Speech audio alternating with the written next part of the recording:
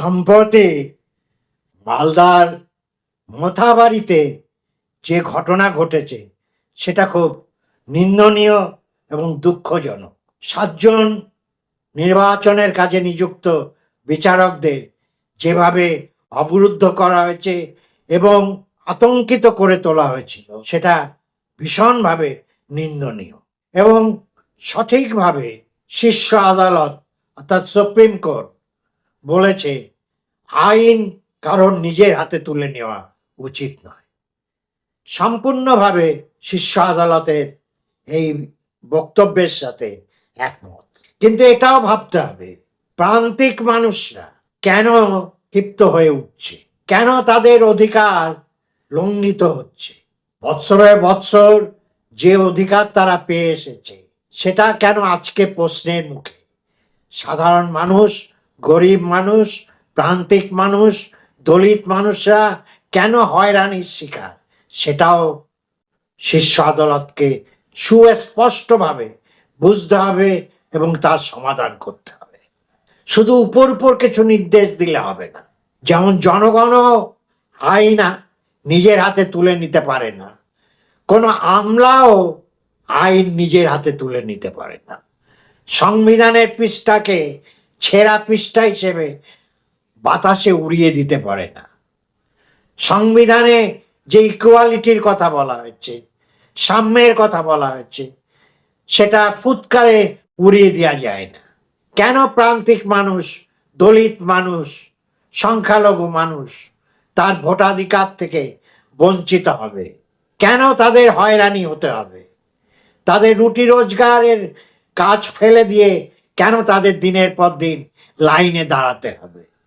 তারা কেন বিক্ষুব্ধ হয়ে উঠছে সেটা বুঝতে হবে। তাদের কেউ বিভ্রান্ত করছে, তাদের উস্কানি কেউ দিচ্ছে, সেটা ভিন্ন কথা, সেটার জন্য আলাদাভাবে বিচার করতে হবে। কিন্তু মানুষগুলো যে অসহায়, তারা বঞ্চিত হচ্ছে, এটা স্বীকার করতে হবে এবং তাদের সমস্যার সমাধান করতে হবে। আজকে একটা মানুষের রেশন কার্ড আছে, আধার কার্ড আছে, প্যান কার্ড আছে, ভোটার কার্ড আছে, তবু সে ভোটাধিকার পাবে না কেন? বছরের বছর ভোট দিয়েছে, সে আজকে এই প্রশ্নের মুখে কেন পড়বে? কেন তাকে হয়রানি হতে হবে? এ প্রশ্নের উত্তর কে দেবে? এই মানুষের হুঙ্কার, মানুষের ক্ষোভ কিন্তু অনেক কিছুর জন্ম দেয়, অনেক শুভ কিছুর জন্ম দেয়। ভুলে যাবেন না, ফরাসি বিপ্লবের আম জনতা মানুষের আক্রোশ, উন্মাদনা কিন্তু পৃথিবীর ইতিহাসকে নতুন পথে চালিত করেছিল। লিবার্টি, ইকুয়ালিটি, ফ্র্যাটার্নিটির ধারণা পেয়েছিলাম আমরা ফরাসি বিপ্লবের উন্মত্ত জনতার আক্রোশের ভিতর থেকেই। আবার আমেরিকার স্বাধীনতা লড়াইয়ের ভিতর থেকে আমরা পেয়েছিলাম গণতন্ত্র। অতএব ছোট লোকের আন্দোলন বলে ফুৎকারে উড়িয়ে দেবেন না কোনো কিছু। মোথাবাড়ির মতো ঘটনা সারা পশ্চিমবঙ্গের গ্রামে গঞ্জে নানা অঞ্চলে ঘটছে। তাদের আক্রোশ, তাদের ক্ষোভ একদিন আগ্নেয়গিরির মতো প্রকাশ পেতে পারে। তখন কিন্তু আইন শৃঙ্খলার অবনতি ঘটলে তার দায় কিন্তু নিতে হবে আজকে যারা গণতন্ত্র, সংবিধানের রক্ষাকর্তা তাদের। তারা যদি আজকে জনগণকে শুধু এই একটা কথা বলে দায় সেরে দেন তাহলে কিন্তু হবে না। তাদের ক্ষোভের কারণটা কি এবং সেই কারণের প্রতিকার করা সম্ভব কিনা সেটা তাদের দেখতে হবে। কেন মানুষকে দুয়ারে দুয়ারে ঘুরে বেড়াতে হবে তার ভোটাধিকার রক্ষা করার জন্যে? কেন তাহলে সরকারি এতগুলো নথি আমাকে দেয়া হয়েছিল, আর এই নথিগুলো যদি জাল হয় তার জন্য কি সকলকেই ভোগ করতে হবে হয়রানি? আজকে দেশে কিছু নোট, কারেন্সি নোট জাল হলে প্রত্যেকের কাছে যা নোট আছে সব বাতিল করে দিয়ে বলবেন এই নোট আর কার্যকরী না, সব নোটই বাতিল করে দেওয়া হলো। এটা কি কোনো নিয়ম হলো? একজনের দোষে সবাই দোষী হবে?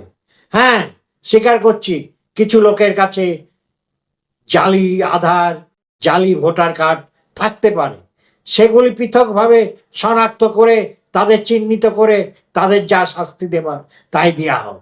কিন্তু যে লোকরা বছর বছর ভোট দিয়েছে, 2002 সালে যাদের নিজেদের নাম ভোটার তালিকায় ছিল, যাদের বাবা ঠাকুরদা মা বাবার নাম 2002 সালে ভোটার তালিকায় ছিল, তাদের কেন প্রশ্নের মুখে পড়তে হবে? কেন তাদের লাইনে দাঁড়াতে হবে? এ কথা উচ্চ আদালতকে বলতে হবে। শুধুমাত্র মানুষের ক্ষোভটা তারা দেখছে, তাদের ক্ষোভের পিছনে যে কারণটা সেটা অনুধাবন করুন, নাহলে কিন্তু আর একটা গণ বিস্ফোরণ ঘটতে চলেছে।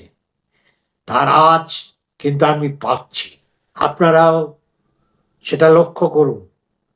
সেই ঘটনা যাতে না ঘটে, আমাদের সংবিধান পবিত্রতা যাতে রক্ষা হয়, গণতন্ত্রের স্যাংটিটি যাতে রক্ষা করা যায়, সেজন্য আপনারা সক্রিয় হন। একজন আমলা পাগলের মতো তিনি সিদ্ধান্ত নিচ্ছেন, যা ইচ্ছে সিদ্ধান্ত, পুরো প্রশাসন পাল্টে দিচ্ছেন, উঁচু থেকে নিচু, ছোট ওসি পর্যন্ত স্তরের অফিসারকে পর্যন্ত তিনি বদলি করে দিচ্ছেন। এটা একটু বাড়াবাড়ি হয়ে যাচ্ছে না? এটা কি গণতন্ত্রের পক্ষে খুব শোভনীয়, খুব আনন্দদায়ক অবস্থা? এটা গণতন্ত্র না আমলাতন্ত্র চলছে? প্রতিদিন 10 জন 20 জন করে অফিসারকে বদলি করা হচ্ছে, অন্য রাজ্য থেকে নিয়ে আসা হচ্ছে। আপনারা আজকে সরকারি অফিসারদের উপর, যারা আইএএস আইপিএস, যারা শপথ নিয়ে এই পেশায় ঢুকেছেন, তাদের উপর আপনারা আস্থা রাখতে পারছেন না, তাহলে একজন আমলার উপর জনগণ কি করে আস্থা রাখবে? আমি নির্বাচন কমিশনারের কথা বলছি, তিনি বড্ড বেশি বাড়াবাড়ি করছে, তিনি গণতন্ত্রের পক্ষে বিপজ্জনক, সংবিধানের স্যাংটিটি তিনি নষ্ট করছেন। তাকে যদি উচ্চ আদালত এখন থেকে সাবধান না করে, তাকে নিয়ন্ত্রণ না করে, তাহলে দেশে কিন্তু একটা রক্তক্ষয়ী ঘটনা ঘটতে চলেছে। আজকে এই পর্যন্ত, আবার আসবো নতুন একটা ভিডিও নিয়ে। ততদিন আপনারা সবাই সুস্থ থাকুন, ভালো থাকুন। আর যারা এখনো আমার চ্যানেলটা সাবস্ক্রাইব করেননি, তারা আমার চ্যানেলটা সাবস্ক্রাইব করে দেবেন, যাতে আমার এই জাতীয় ভিডিও আপনাদের কাছে সময় মতো পৌঁছে যায়। Thank you.